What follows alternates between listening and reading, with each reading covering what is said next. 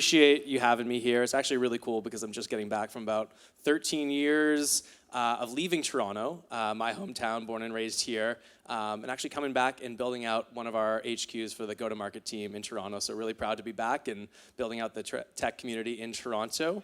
So yeah. Speaking of which, we'll hashtag TechTO, but we're hiring across marketing, sales, customer success, and really excited to build the community and bring what I learned and my team learned from San Francisco. I started the company, actually. One of the co-founders is here with me, my brother Ryan, and my other co-founder Wayne, coming from San Francisco, as well as actually a couple members of our board from the recent rounds. And yeah, really, really proud to bring some of the learnings. I felt like I needed to go to San Francisco to learn from some of the best about 13 years ago, and I feel like that's no longer the case. I think there's some incredible leaders and companies that have been developed, and shout out to the community here and everyone coming out to contribute to that. So diving in, I got a few lessons. Honestly, I have too many to share in this moment.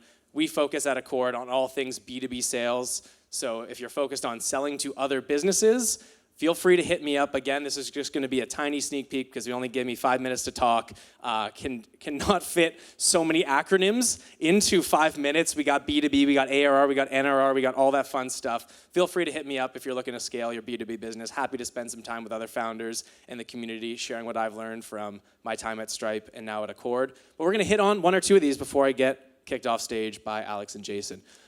In order, I think, of importance, I'm going to be sharing 5 mistakes that leaders make when building their repeatable go-to-market engine if you're trying to raise a seed round or Series A, etc. Very important things to focus on. The first, just psychologically, I think that this is a really helpful mindset to get into.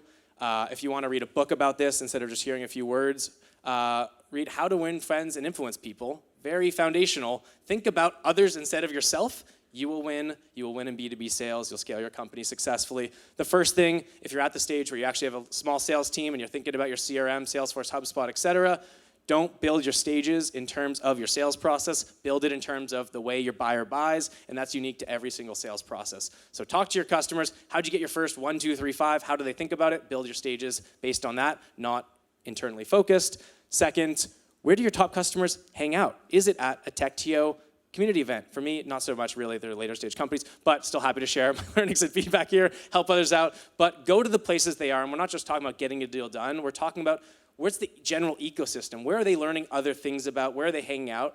That's a great way to think about your buyers first, not just being internally focused. The second one we're gonna hit on real quick, if this thing works, no. Lacking rigor. I think this is really easy to forget. You get tied up, especially if you're a founder, early stage leader, you're going to get pulled in so many directions. You need someone, even if not super experienced, not from a hot brand company, that's focused on your deals if you're trying to scale revenue. And you need to inspect everything that you expect from them. And we're not just talking about a weekly deal review, monthly forecast. I'm talking about every single day. What are you going to do next to win that deal? As we all know, time kills all deals. You need to be focused on making sure you're adding value at every stage to make sure you're getting deals done. The second one, process. Even if this is a Google Doc, you don't want to get to HubSpot or Salesforce level yet, make sure you're writing something out and following it. And it's all about iteration. Lightweight, make sure you're changing it based on your learnings. I can go on forever about like 20 different things like here, but I'm going to pause because I know I'm probably getting to the end of the time. Yeah, hit me up. We'll hashtag the TechTO, share this deck and some other learnings, but appreciate the community here. Happy to be helpful. What's up? Oh, we'll tell them about this one. Okay. This one is very easy for people to make this mistake. I call it the growth trap because you're focused on, right, your annual targets. Are the deals that you're signing actually annual?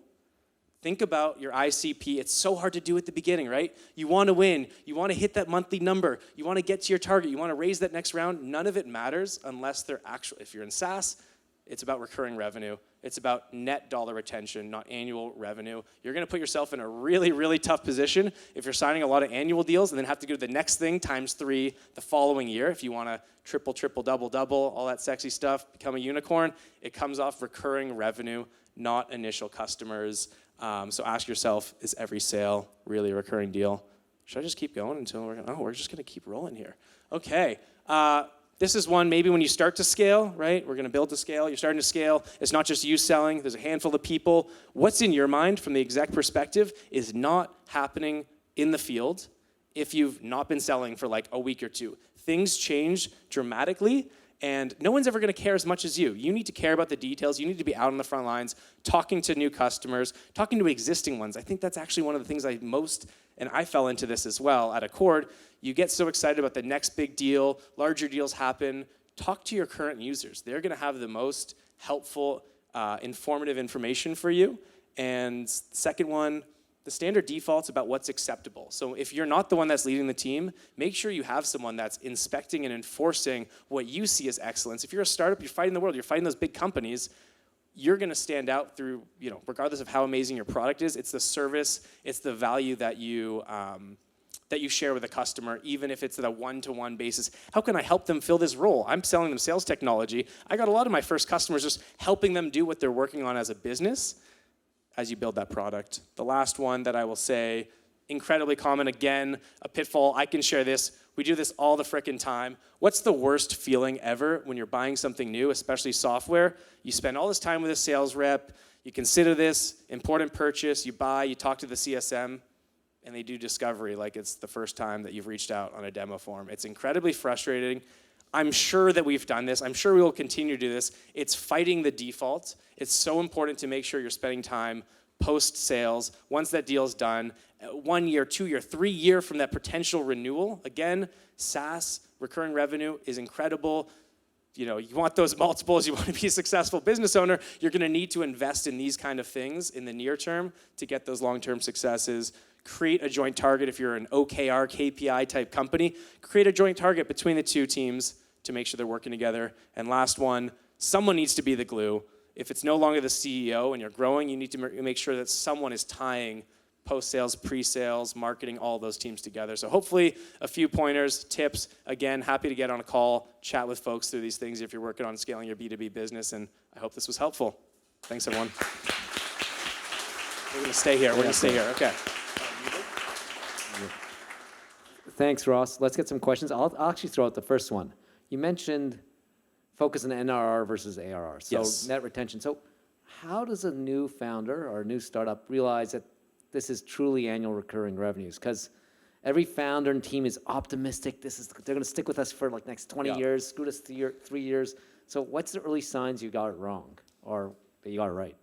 I would say usage is a great indicator, but it isn't everything, because you're not going to really understand what good usage is if it's a new product, right? Like for the Cord, we can say it's the number of sales reps using us. We didn't know that there was going to be other collaborators in internal teams that would use us also. So we were totally discounting all the other potential people that were getting value and focusing on this one number.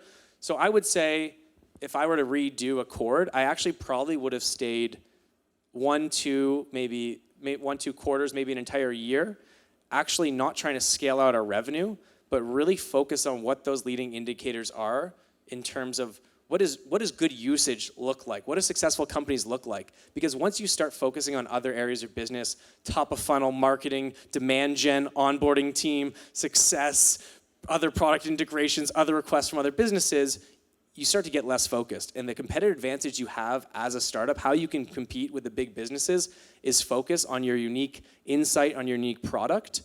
And the longer that you can do that, and it's also just more fun when you're a group of people, 5 or 10 people working on a hard problem. So I would say spend more time than you think you need. And we're talking about selling customers, but not scaling out the team. So with your first few go-to-market hires, maybe there's one marketer, one salesperson, that's it, get close to those customers, see how they're successful.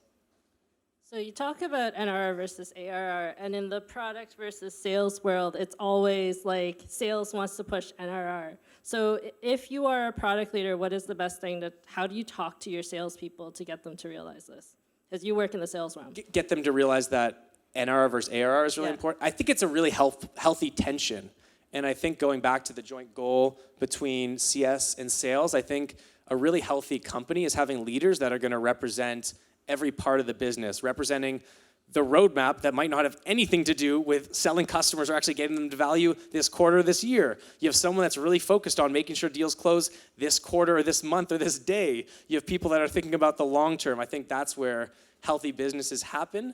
and thinking about, even if you're small, a leadership team, how can you make sure that's represented, right? So we have, even in this room, we have, my brother who's working on product closely, Wayne, our CTO. I'm focused on sales and customer-facing folks. How can you show up in that way and have that healthy tension and friction that I think kind of leads to the ideal outcome? So, Thank you. Thanks so much, Ross.